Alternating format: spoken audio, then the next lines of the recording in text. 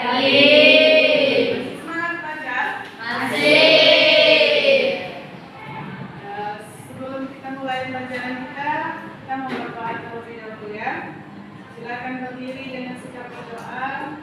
Ini ada yang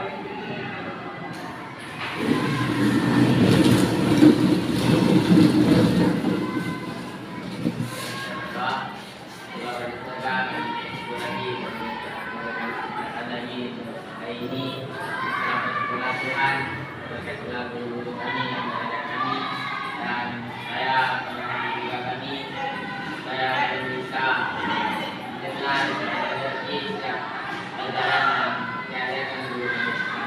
Kami sanggup di dalam nama Tuhan Yesus. Haleluya.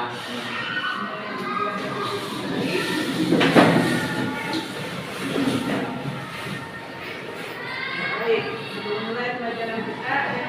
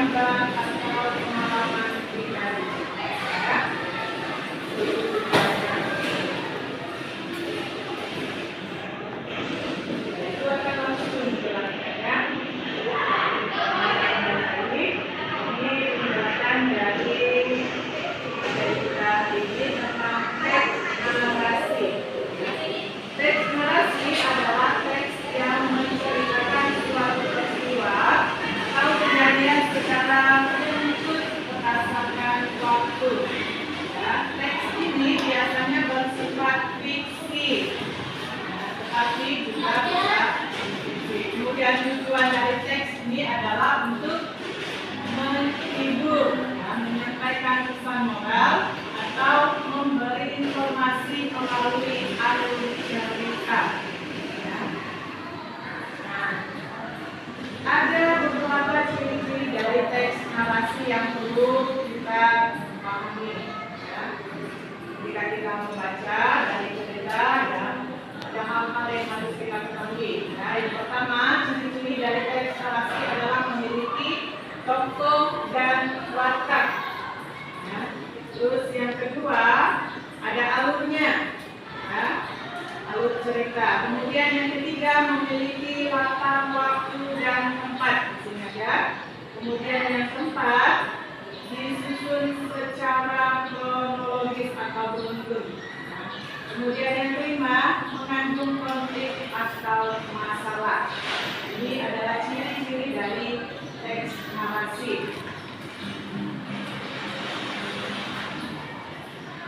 Kemudian teks narasi itu juga memiliki struktur.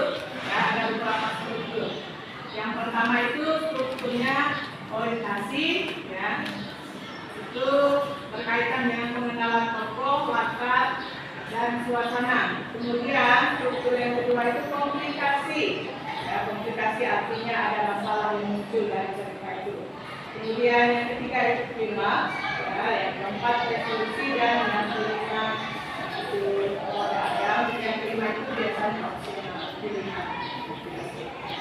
Nah, ibu akan bacakan contoh cerita singkat dari teks narasi. Ini contohnya, ceritanya. Pada suatu hari di desa kecil tinggallah seorang anak bernama Lala. Ia sangat suka menolong. Suatu hari ia menolong nenek yang kesulitan membawa barang. Nenek itu ternyata seorang peri. Lalu Lala pun diberi hadiah dengan kebaikannya.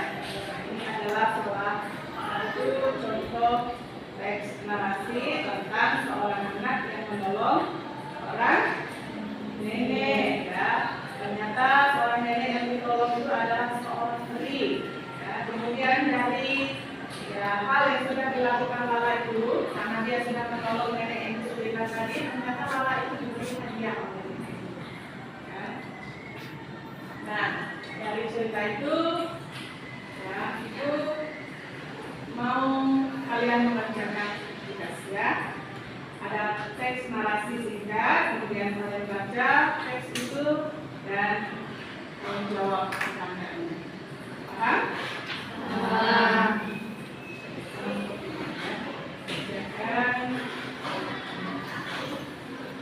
Silakan ditulis namanya di dalam tiga.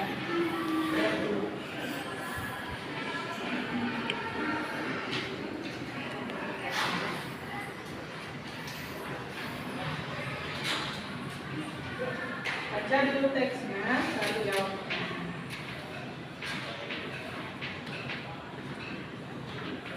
Silakan dikerjakan.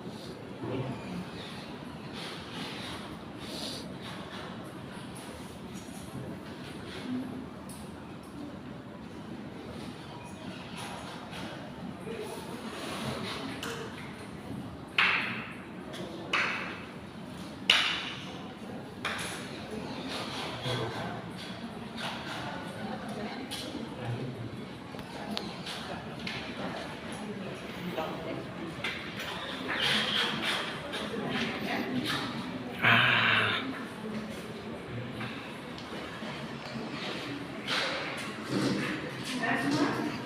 Ya, oke. Sekarang silakan perhatikan. Ya, ada teks singkat di situ, kemudian ada beberapa pertanyaan. Ya.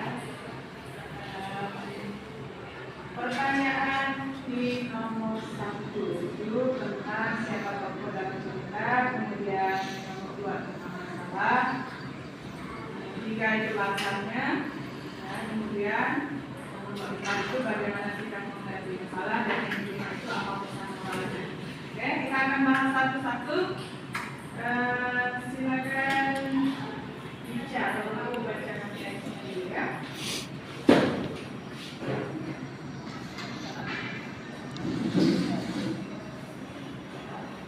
Pagi itu, Edo bangun terlambat.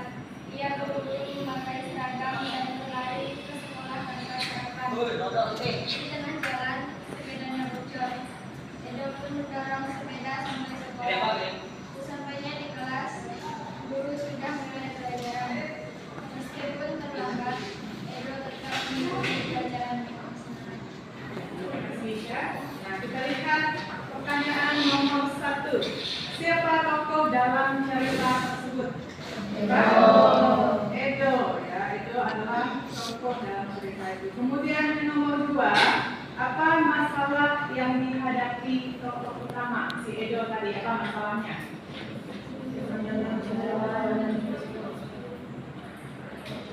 Apa? Ya, ada 2 masalah dari cerita itu. Coba. Masalah yang dihadapi oleh Edo tadi adalah dia bangun terlambat. Kemudian ketika dia pergi ke sekolah dalam perjalanan sepedanya bocor. Nah, itu masalah yang dihadapi oleh Edo. Kemudian yang nomor 3, pertanyaan nomor 3. Nah, di mana latarnya? Ada berapa tempat di dalam cerita itu? Yang pertama di mana? Di rumah. Yang kedua, jalan. Ketika dia menuju ke sekolah, dan yang ketiga di sekolah atau di kelas. Nomor 4, bagaimana sikap Edo menghadapi masalah itu?